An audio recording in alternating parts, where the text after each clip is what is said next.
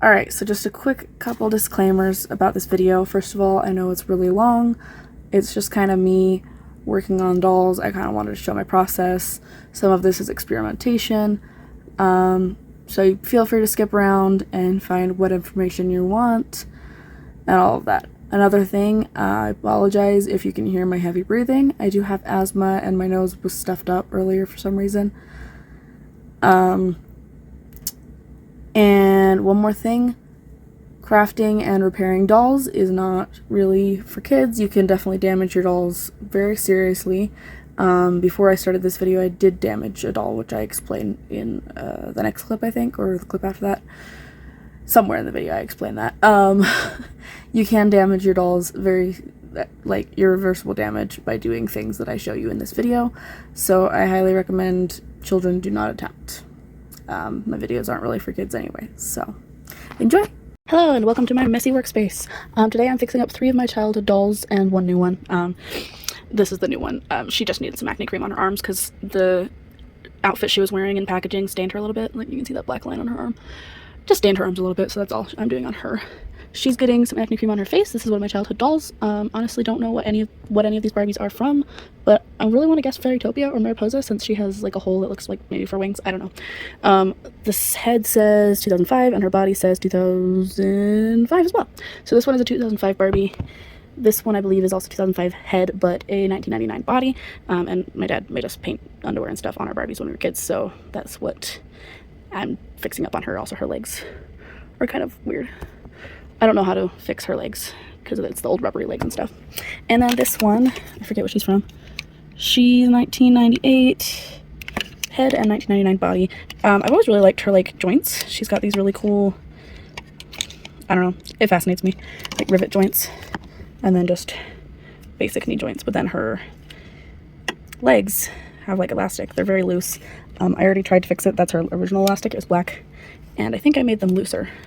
So you can see it wobbles around quite a bit. So I'm just going to kind of film myself trying to fix them up.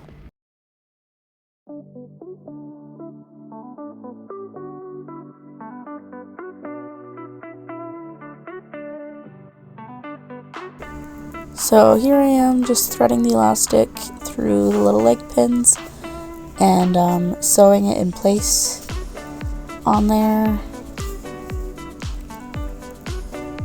Using hand stitching because I don't know how I would use my machine for this. It would be like impossible to get in that tiny little crevice.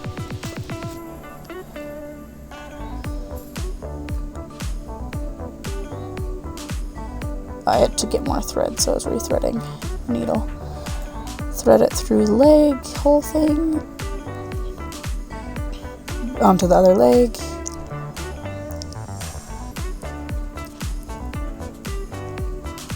And I was kind of debating if I should like try and sew it again because I'd already tried that and it was too loose.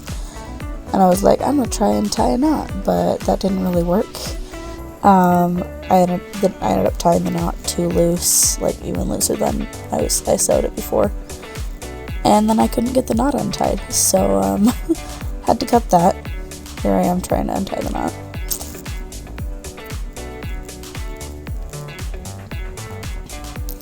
Yeah, ended up cutting it off and redoing it, and I think I succeeded on this attempt here.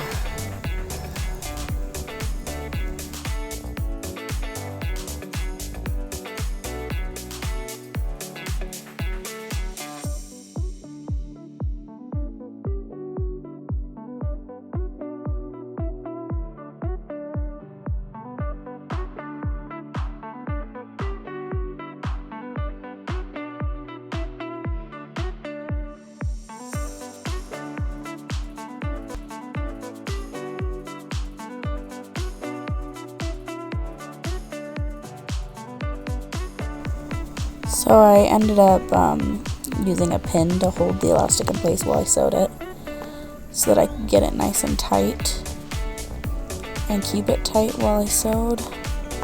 And I would have liked it a little tighter than I ended up getting it, but this is the best I can do. And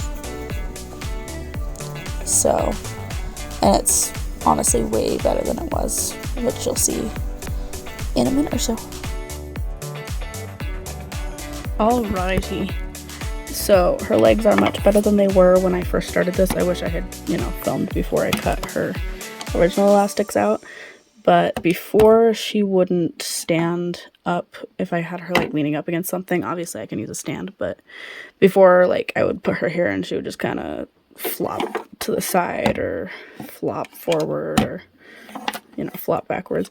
Obviously they still move around because of the nature of the elastics and just how she's built. But yeah, I also really want to figure out how to like tighten her elbow joints because they do not hold. But because they're just like rivets, I'm not sure. Okay, this one does, but this one doesn't. Also, yes, that is a painted on wedding ring. I have this whole backstory for this doll from when I was a kid. It's tragic. She lost her husband.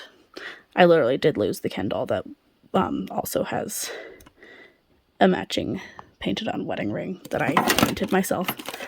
So she lost her husband in a tragic event. So she is done, at least for now, until I can figure out how to tighten her elbow joint. If you guys have any ideas, let me know. Yeah, I'm watching YouTube, because otherwise it's kind of boring. Her acne cream is hardened, so I'm gonna wipe it off and, I don't know. I know you're supposed to like wrap it in plastic, but I don't do that. I do it in different ways. Just cleaning her up, getting all of that acne cream off, and scrubbing her legs. I'm actually kind of surprised that her legs came clean-ish with just the baby wipe, because I swear I've tried to clean those legs before and they wouldn't. I don't know what's different today, but yeah.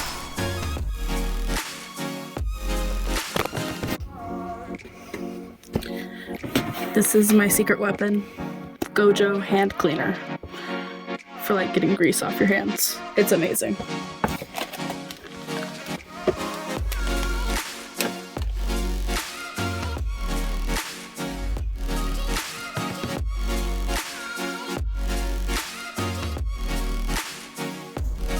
Like I said, absolutely love this Gojo hand cleaner. It's really nice because it's gentle enough not to like scratch the paint on your dolls, but it just has degreaser in it or something. Really cuts into the dirt. And I was honestly shocked at how well it worked on these legs, which they're like the old Barbie rubber legs, which I honestly don't tend to work on much. And they came so clean. I don't know if you can tell, but it was just shocking how beautifully clean they came. And decided to do it on her too. Just see if anything came clean. Nothing really changed about her. Then I always wipe off the Gojo, or I wash it off with dish soap, just because it leaves a weird, like, slimy residue. It's a very slimy substance. So I always wash it off afterwards. And some acne cream.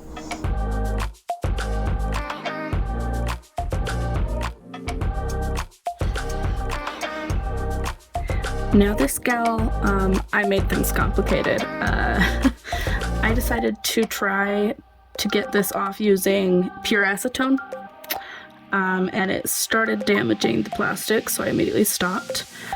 A lot of doll collectors say don't use acetone because it can damage plastic, and my response to that is always, I've never had that happen before, but I'm always really careful. This is an example of, well, it happened for the first time ever, but I was very careful and there is very minimal damage. So I'm just going to sand that damage off with this 600 grit sandpaper.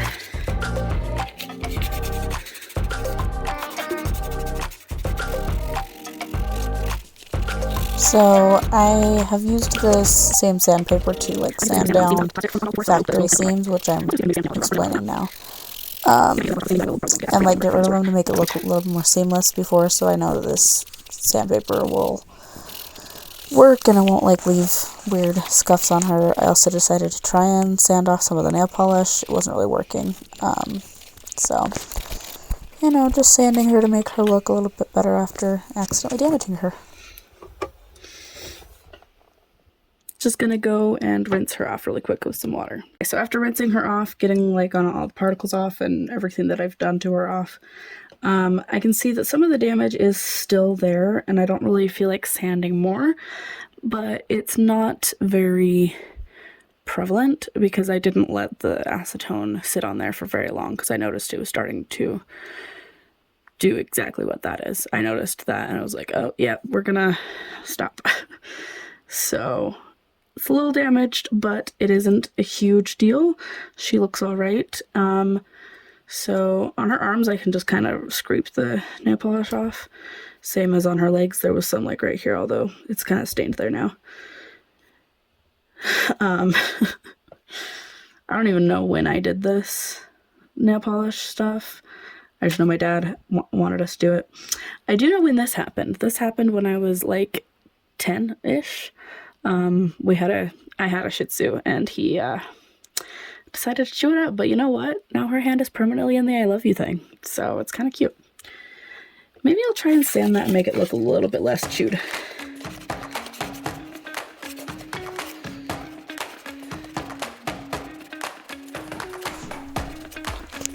Yeah, this basically did nothing sanding the hand. If anything, it maybe made it worse. I'll probably try heating it up later and seeing if it'll like refuse to itself. I don't know. I also cut off the like 2 middle fingers just because they were sticking up weirdly because they'd been chewed like completely flat. It was really weird. But yeah, don't recommend sanding chewed up doll hands. Isn't doing much good. If anything, it's ripping the hand apart more, so we're gonna stop at that.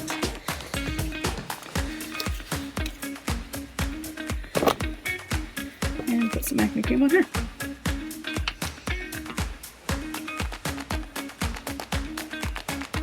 She just had some, what I assume is makeup on her lips. Like, I assume it was real makeup or like play makeup. Because I liked to do that with my dolls a lot, and you know, it's hard to clean out tiny doll lips, and if you don't do it soon enough, then it will stain it. So I'm just kind of putting acne cream. It's worse in this corner.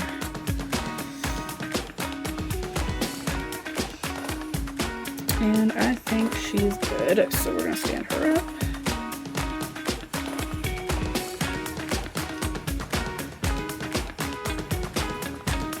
Take some of this extra acne cream I have, throw it on her.